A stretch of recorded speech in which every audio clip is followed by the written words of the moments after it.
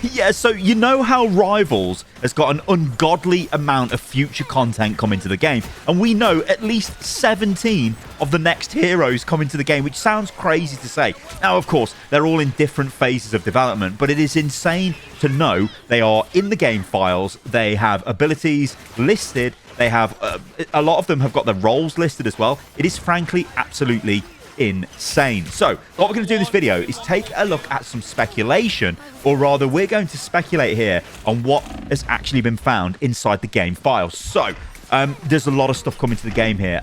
We've got more X-Men characters, and it's I'll just tell you straight away. So Beast, Nightcrawler, Jubilee, Rogue, Gambit, they're coming to the game. These are on top of the other heroes that we know are already coming in the future: Professor X, Jia Jing, Paste Pop Pete, Colossus, and Locus.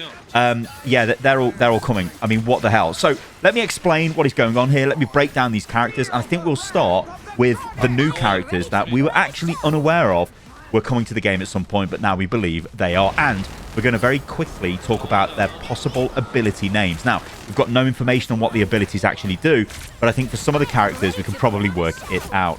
Let's do this. So this is Gambit, or Remy LeBeau, and yeah, he's known as Gambit.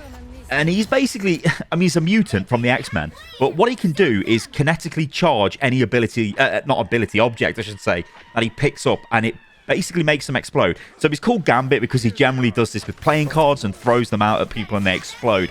He's also a thief as well, and of course he is a member of the X-Men. So yeah, he's coming to the game, and we believe he's going to be a duelist. Now, in terms of his abilities, well, this is what we know.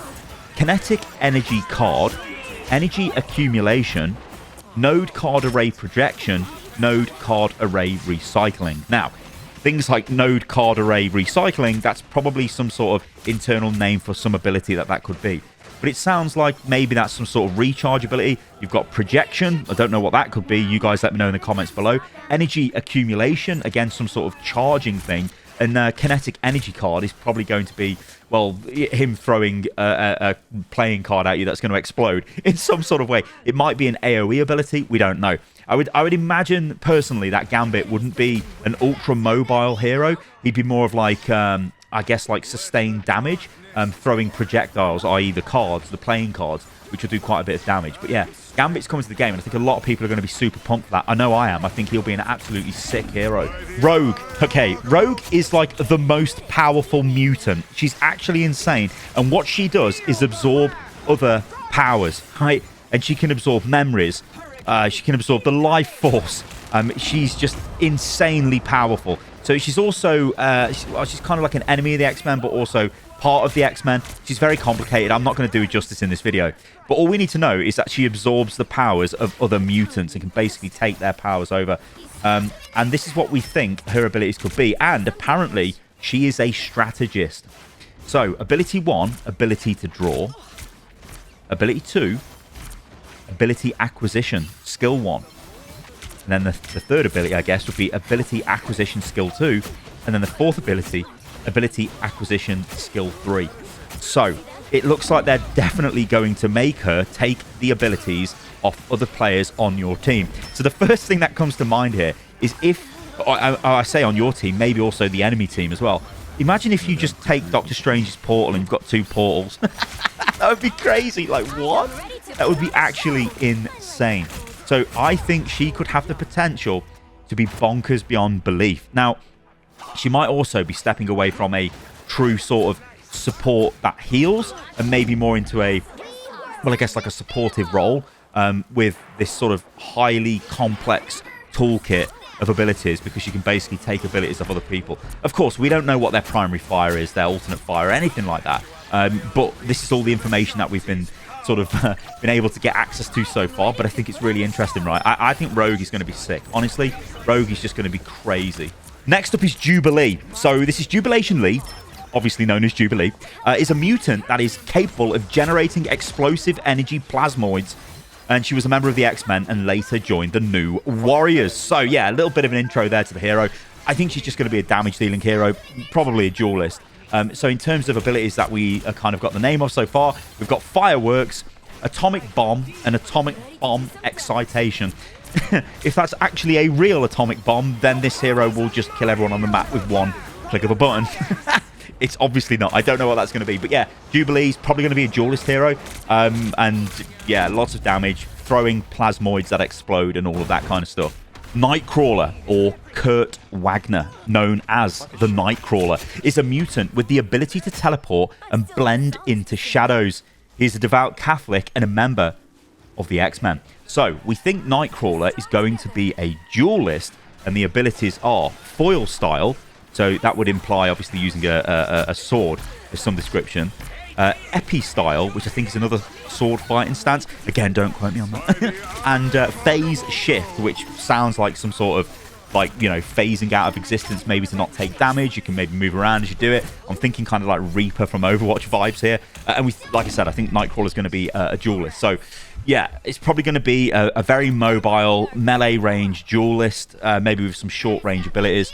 Again, Nightcrawler, I wasn't really too familiar or aware of Nightcrawler before looking into this, but I think he's got a bit of a cult following, so I think a lot of people are going to be excited for that. Next up is Beast, or Henry McCoy, or Hank, as everyone calls him, known as Beast, and is a mutant with superhuman strength, agility, and intellect, and is a founding member of the X-Men and serves as the team's medical doctor and biologist. Now, no information is given on what his potential class could be, but he's probably going to be a Vanguard. He's got to be. Beast is, you want him on the front line, surely, just doing tons of damage, fighting everybody. He's got to be, he has to be. I'll be very surprised if he was a support or a strategist. So for his abilities, we found these names. We've got Dexterity, Field Experiment, and Intelligence Analysis. So possibly Field Experiment is some kind of like heal, maybe, or regen. Dexterity is probably pointing towards giving him some sort of movement boost, whether that's allowing him to wall climb, or maybe you can just wall climb anyway as a passive, but it might allow him to quickly close the distance. An intelligence analysis, well, if you perform that on me, it would come back as 0, not actually alive at all. Okay, let's jump over to the other heroes that we know of these heroes so far because they've been referenced already. And again, I've covered these in a previous video, but now we've got a bit of info on what their abilities could actually be called. And I think we'll start with Professor X. So, of course, I don't think Professor X really needs much of an introduction. It's Charles Xavier. He is Professor X. He's the founder of the X-Men. He's the mentor. He established the X-Men. He's just, yeah, he's got extremely powerful mental capabilities. And we believe he's going to be a strategist, which I don't really think comes as much of a shock to most people. So, X-Men Collection is an ability. Potential Stimulation, and Mind Projection. Yeah, I think this could be a lot of stuff. Like X-Men Collection, I don't know what that could even be. I mean, you guys let me know in the comments below.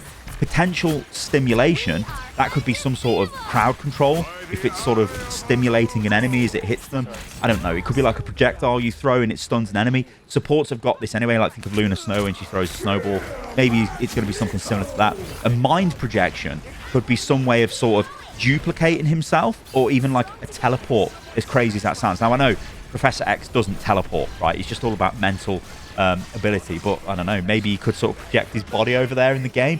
I don't know, probably not. This could be something else as well. This could be some way of like buffing an ally, or maybe even like, again, crowd controlling an enemy hero. If you watch any of the movies, the X-Men movies or the X-Men series, or even read the comics, a lot of what Professor X does is takes control of people's sort of minds, and they kind of like fall to their knees, right? I can think that of the scene where he makes Magneto relive his childhood in the concentration camps in one of the latest X-Men movies, and he sort of falls to the ground. So it could be something like that, like a crowd control ability. But again, you guys let me know in the comments below.